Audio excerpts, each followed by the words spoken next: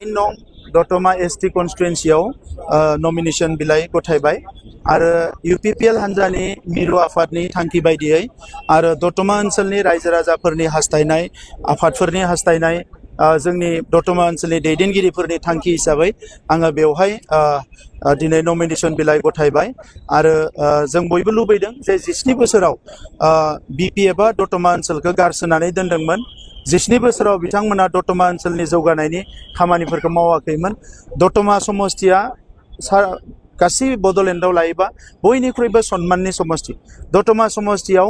जोंनि गिबि बर' थामोनथानि थाखाय जांख्रिखांनाया जागायदोंमोन दतमा ओनसोलावनो बर'नि बिफाया जोनोम जादोंमोन बे दतमा समष्टिखौ जोङो बयबो लोगो नांनानै बेखौ जेरैखि जाया जौगानाय ओनसोल बानायनांगौ मानोना बेवहाय बड'लेण्डनिल' नङा आसामनिल' नङा नर्थ इस्टनिल' नङा सारा भारत आरो वर्ल्डनि मानसिफ्रा बेवहाय फैयो जे बर'नि जांख्रिथायखौ बुजिनो थाखाय स्टाडि खालामनो थाखाय दा बे दतमा ओनसोलखौ जुदि गारसोनानै दोनोब्ला बिनिख्रुइ दुखुनांथाव जेबो जानाय नङा दा नंखायनो जोंनि दैदेनगिरिफ्रा बयबो हास्थायदों जे बेवहाय सासे गोजौ थाखोनि दैदेनगिरि फैनानै कन्टेस्ट खालामनांगौ गेलेनांगौ देरहानांगौ आरो दतमा समष्टिखौ समायना रमायना जौगानाय समष्टि बानायनांगौ दा नंखायनो दिनै जोङो बेवहाय नमिनेशन फाइल गथायबाय आरो गाबोननिफ्रायनो जोंहा केम्पिंआ सुरु जागोन अलरेडि केम्पिं जाखानाय यूपीपीएल हान्जाया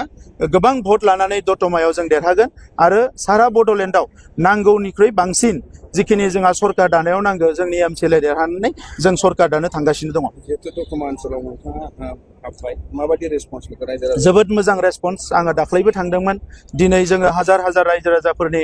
नुजाथिनायाव जों बेवहाय दासो मिटिं खालामनानै फैदों आरो 3टा बाजै आं थांबावगोन जोंनि दैदेनगिरिफोरजों सावरायगोन दा दतमानि रायजो राजाया अलरेडि थांखि लाबाय एबार जेरैखि जाया ट्रेक्टरनि सावगारिखौ देरहाहोगोन आरो दतमा समष्टिखौ बड'लेण्डनि 40 समष्टिनि मादाव बयनिख्रुइ समायना रमायना आरो जौगासिननाय समष्टि हिसाबै दानो थाखाय दतमा समष्टिनि रायजो राजाया जान्जि खाफ्राबाय जिखिनि सासे केन्डिडेट बेवहाय दङ जाय रां रुफा एसे गोनां बिथाङा मानसिनि जोनोमा सिगाङाव ना रांनि जोनोमा सिगाङाव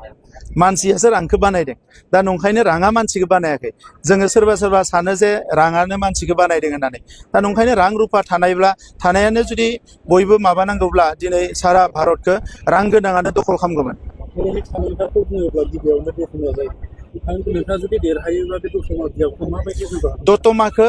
गोदो गोदायनिफ्राय जेरै हास्थायबोदों बेबायदिनो दतमा ओनसोलनि आइ आफा रायजो राजा दतमा ओनसोलनि माहारि आफादफोर बयजोंबो सावरायनानै दतमा ओनसोलखौ बयनिख्रुइ आदर्शबान आरो बयनिख्रुइ जौगानाय समष्टि दानायनि थाखाय जों खामानि मावगोन बिनि लामा सामा दालां स्कुल मेडिकेल इरिगेसन एग्रिकालचारनिफ्राय लानानै जोंनि